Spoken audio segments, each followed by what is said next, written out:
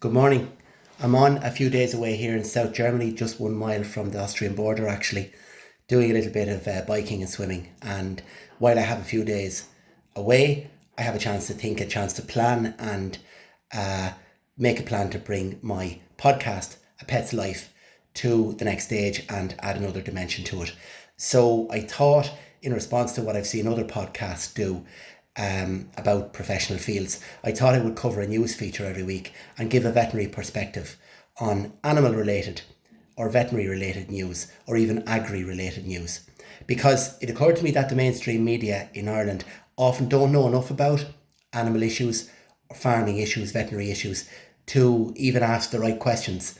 And I thought I would give a veterinary perspective on the big news story that maybe comes out every week in Ireland, to do with, as I say, animal related matters. And the first thing I want to talk about on A Pet's Life to begin the news feature, the news plan, is the news story that broke, which you'll find covered in detail on agriland.ie, as well as in all the main papers and so on. And that's the story about two new vet faculties being open by next September, one in Waterford and one in Donegal, linked to the two technical universities. Now, I was on a steering group, or on the edges of a steering group, which was campaigning for UL. So could nail my colours to the mast there, as it were. I was very much in favour of the University of Limerick being given that new veterinary faculty because of the depth of scientific and medical expertise in UL, which I don't think the technological universities can match, because the faculties wouldn't have that depth to it.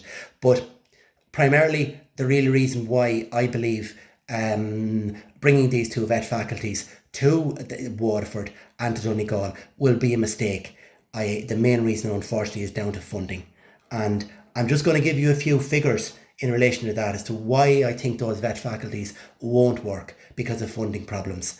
And then I'm going to offer an alternative, which is something that I'm going to be proposing going forward. So first of all, the cost of educating a vet student in UCD, it costs the government €30,000 per year. And that's because veterinary education is so hands-on and detailed, and it's labour intensive in the sense that there's a scale there of teacher to student, which is really, really hard to match or duplicate. And as I say, the cost of it is 30,000 a year per vet student in UCD. That's a fact. Now, UCD veterinary faculty are insufficiently funded.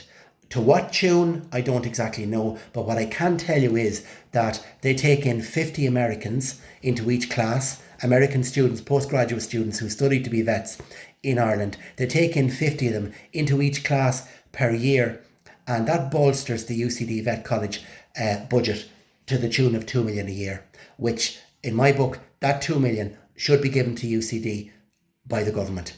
However, they raise it through taking in American students. 2 million a year they raise through taking in American students.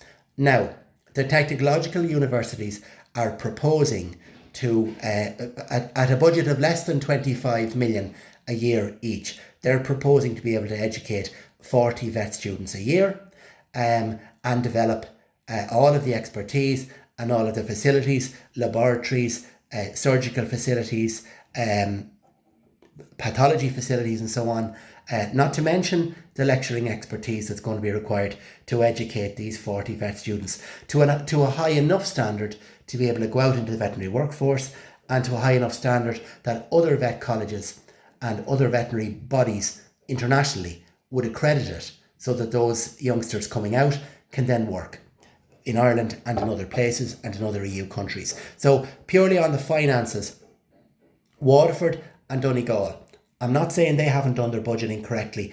I don't know where they got their figures from, but they're proposing to educate these students on a budget, on a total input of 25 million.